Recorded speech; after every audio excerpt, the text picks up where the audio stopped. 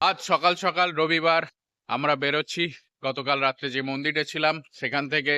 তো এখান থেকে এখন আমাদের পরবর্তী গন্তব্য দুধসাগর। সবাই রেডি হয়ে গেছি। নেপালি ভাই, হ্যাঁ নেপালি ভাই আঙুল তুলে দিয়েছে রেডি। সঙ্গীতা রেডি হয়ে গেছে।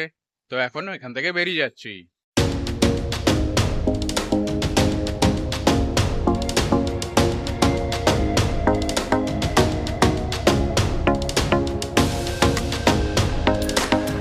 এটি একটি প্রাচীন মসজিদ, নাম হচ্ছে সাফা মসজিদ।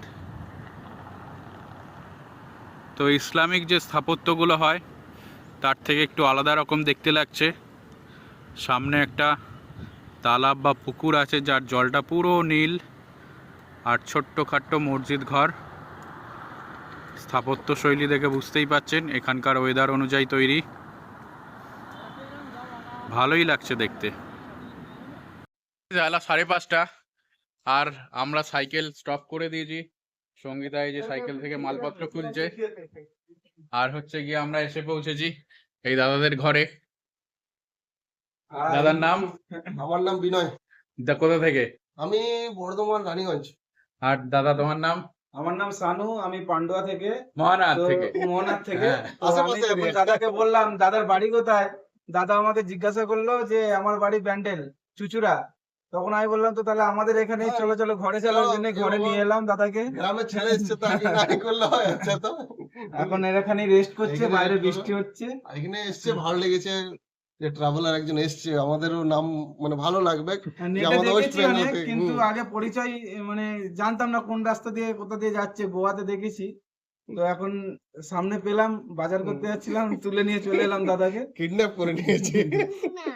তুই কিছু বলবি? কিচ্ছু বলবি না? তাহলে তোকে সাইকেলে করে নিয়ে যাবো আমাদের সাথে। ও সাইকেল আজ উঠে নিয়ে চলে যাও ওকে। তো রাতের খাবার খেতে বসে গেছি। প্রপার বাঙালি খাবার অনেক দিন পর। অপর্ণা প্রচুর রান্না করেছে, আগে যেমন বললাম, ডাল, বেগুন ভাজা, পটল ভাজা, এখনো বাকি আছে আরো জিনিস, স্যালাড, লেবু। খেয়ে তৃপ্তিও পাচ্ছি, শান্তিও লাগছে। আর এই যে আমার সাথে বসে গেছে আমার ছোট পার্টনার, তাই তো কালকে সাইকেল নিয়ে আমাদের সাথে বেরোবে। তাই? রান্নাটা খুব ভালো লাগে। ওকে একটা সাইকেল আছে, নিয়ে চলে যাও ওকে। ওকে দে। সকাল সকাল আমরা বিনয়দার বাড়ি থেকে বেরিয়ে গেছি। আজকে যাচ্ছি দুধসাগরের দিকে। দুধসাগর যেতে গেলে প্রথমে যেতে হবে কোলেম, মোলেম, তারপর যেতে হবে কোলেম। কঙ্কন উপত্যকার যে অঞ্চলের মধ্যে দিয়ে আমরা এখন যাচ্ছি এটা হচ্ছে নর্থ গোয়ার মধ্যে পড়ে। আশেপাশের অঞ্চল দেখতেই পাচ্ছেন কেমন সবুজ, প্রচুর গাছপালা আর মানুষজনের সংখ্যা কম। তো এই অঞ্চলের উপর দিয়ে সন্ধে 6টার পর যাওয়াটা এক প্রকার রিস্কের মতো হয়, কারণ এখানে আশেপাশের অঞ্চলে প্রচুর চিতাবাঘ থাকে আর হচ্ছে গিয়ে বাইসন আর বন্য শিয়াল থাকে। তারা যখন রাস্তা এপার থেকে ওপার হয়, মানুষ তার সম্মুখে পড়লে কিন্তু আর বেঁচে ফেরে না। যার জন্য সাইকেল বাইক নিয়ে সন্ধে 6টার পর যাতায়াত করা খুব জীবনের রিস্ক।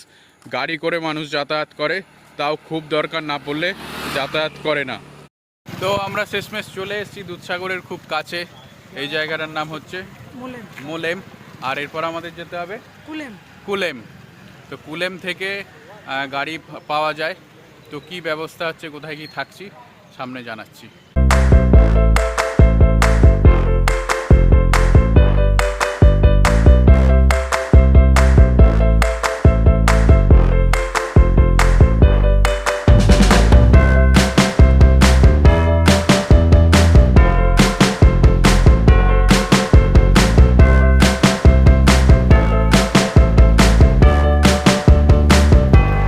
তো আমরা এখন এসেছি কোলেমে।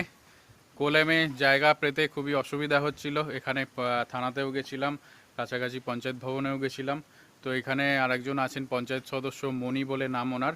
তো ওনার সঙ্গে কথা হলো। প্রথমে বললো যে রুম ভাড়া লাগবে 500 টাকার মতো। তারপর আমরা বললাম যে আমরা তো এরকম মন্দির টন্দিরেই থাকি। বললো যে এখানকার মন্দিরগুলোতে অ্যালাউ করা হয় না। তো উনি তারপর দেখে এসে আমরা যখন বেরিয়ে যেতে যাচ্ছিলাম তখন উনি বললো নাও থাকো, আজকের জন্য একদিন তো থাকবে, থেকে নাও। তো এটা থাকার ব্যবস্থা হয়েছে আমাদের।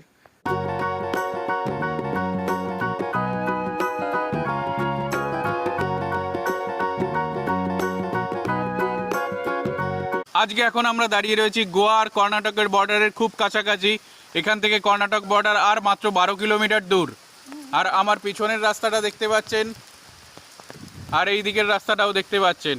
তো এরপর পুরো ঘাটি এলাকা, পুরো পার্বত্য এলাকা, আর প্রচণ্ড জীবজন্তু আক্রমণের ভয় রয়েছে। এখন আমরা কি খাচ্ছি? আলু কাবলি। আমরা খাচ্ছি আলু কাবলি। এই যে সন্ধ্যা সকালবেলা কালকে রাত্রে ছোলা ভেজানো ছিল, আলু সিদ্ধ করা হয়েছে সকালবেলা, পেঁয়াজ লঙ্কা দিয়ে আলু কাবলি। জবরদস্ত জবরদস্ত। এইরকম মহল। কেমন আছে আমি? ভাই কেমন হয়েছে? খুব ভালো আছে, দারুণ। আরেকটু বল। এরকম এক্সপিরিয়েন্স এর আগে হয়েছে? আমরা রিস্ক নিলাম না। আমরা 20 কিলোমিটার, এই যে পার্বত্য অঞ্চল, তার উপর বৃষ্টি, তার উপর আবার পুরো ফাঁকা রাস্তা। তো আমরা লিফট নিয়ে নিয়েছি লরিতে, লিফট নিয়ে এগোচ্ছি। নেপালি ভাই কিছু বলবি? হ্যাঁ, কি বলবি? এটা পুরো পার্বত্য এলাকা, সেখানে কোনো মানুষের ঘনবসতি নেই, মানুষজন দেখা যায় না, দোকান পাট নেই, সেই জন্য রিক্সা নিলাম না। এটা ট্যুর একদিনের না, অনেক দিনের ট্যুর, সেই জন্য তোমরা সেফটি ভাবে ট্যুর করো, সেটাই চাই। আর এটাই বলে আমরা আজকে 20 কিলোমিটার লিভ নিয়ে নিয়েছি। এখন কতদূর যেতে পারি সেটাই আপনাদেরকে জানানোর ব্যবস্থা করি।